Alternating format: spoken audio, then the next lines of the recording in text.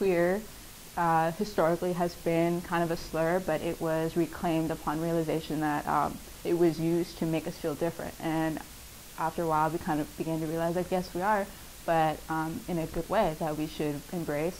Queer meaning like encompassing everyone that is in this extremely diverse and awesome community. That's what kind of sets us apart from other cultural groups. We're not brought together by our race or our gender or our class. We're all different on those terms. The only thing is we're minorities in sexuality and gender. And even there, we still have very different experiences. So Outlet is lesbian, gay, bisexual, transgender, queer, and questioning youth support and empowerment.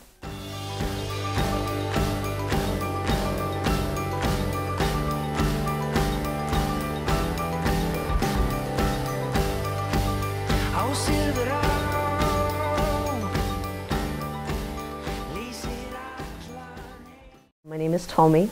I'm 30 years old. My name is Maritza. I'm 20 years old. My name is Anthony Ross. I'm 39 years old. I'm Elena. I am 18. My name is Mark Loritan. I'm 55 years old. I'm Ray. I'm 17. Polish, Californian, transgendered, undocumented person. I identify as pansexual or queer, femme, in the femme gender expression. Identify as a transgender man. And I identify as gay. I identify as a gay male. And I identify as queer and genderqueer. I actually began to kind of question my sexuality when I was about like a preteen. At that point, I had no support. There was no visibility of, what I was dealing with, so I kind of kept to myself. In 8th grade, I had to do a project, and one of my ideas was to make my middle school a more queer-friendly place, to which my mom replied that she didn't want me to do that because people might think I'm gay. And I replied by screaming across a wall that I am gay. And I don't think that that was necessarily the best way to come out, but it was certainly effective. The process of understanding oneself, coming to terms with oneself, was very lonely. This was a time when, while Stonewall had happened recently, we didn't really have the word gay. We didn't have the word queer. We just felt different, but we didn't have a name for it. I would say probably the hardest time was like middle school, because middle school sucks, first of all. And it was also because I went to like an all-girls school. I was coming out in like 6th grade, and I didn't really like understand what being gay really was, and that I wasn't like attracted to everybody on the planet. That was tough because it kind of like isolated myself for like a good while, and I just didn't really talk to anybody because they all thought I was weird. Self-doubt, considering myself a freak, just not feeling comfortable whatsoever in my skin. What came out of me struggling and being alone and left by my biological family was the queer community came in.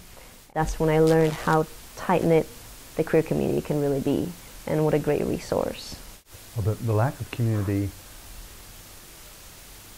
only reinforced your loneliness, because not having anyone who you felt you were similar to, you were just sure you were different.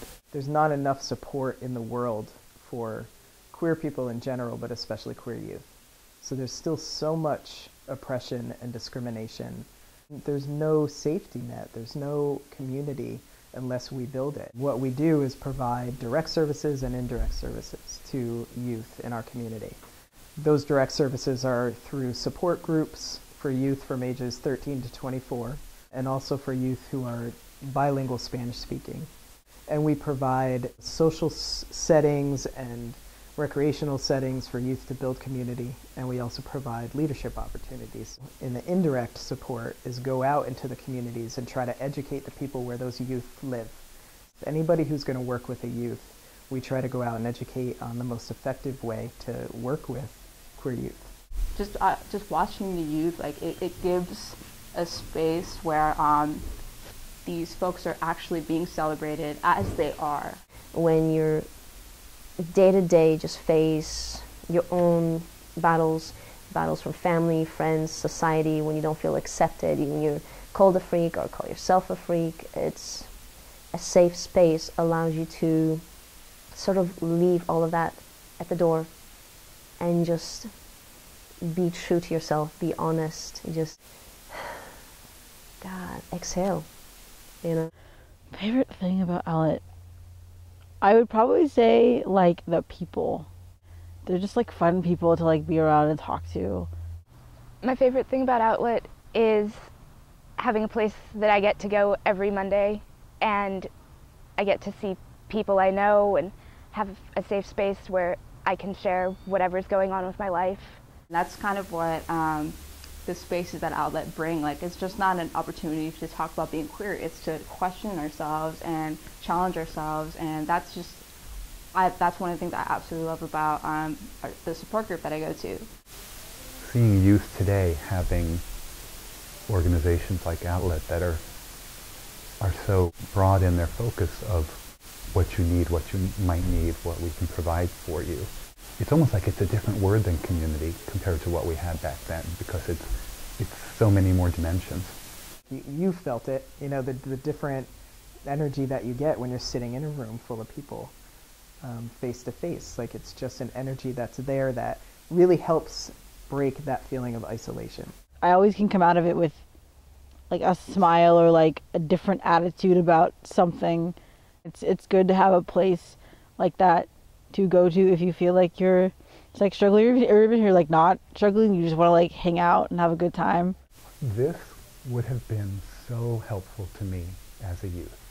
Not that I'm broken and scarred and life isn't fantastic, but it could have gotten better sooner. That's what I guess Outlet has done for me, is given me another family, and it's been a consistent family. If I were to think, what is the highlight of my week or month or the last few years, this Outlet and the people in it are really, it's top of my list. So that's why I keep on coming back. And I personally just enjoy being different.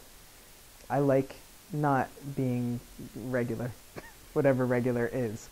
We need queer spaces because the whole world right now, our entire society, is a straight space. It's safe for straight people. They have the privilege of being able to complain about their boyfriends and how they dumped someone last week and she's got a new boyfriend this week, and it's not that easy for a lot of queer youth.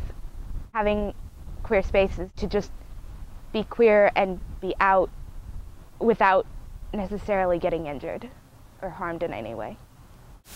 There's also a specialness. And once you have even a little community and you realize it's not just you can take your differentness, and as you embrace it, you can take it as something special.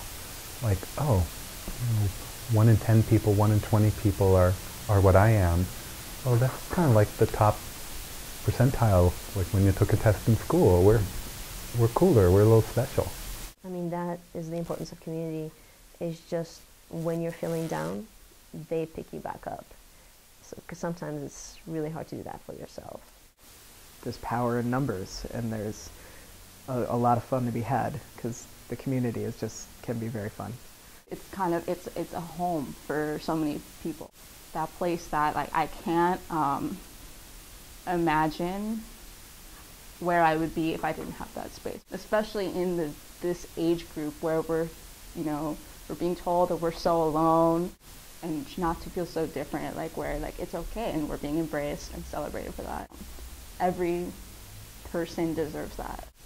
We can see an end to the struggle, and I can't tell you when it will be, but we can see that it will be. That's so cool.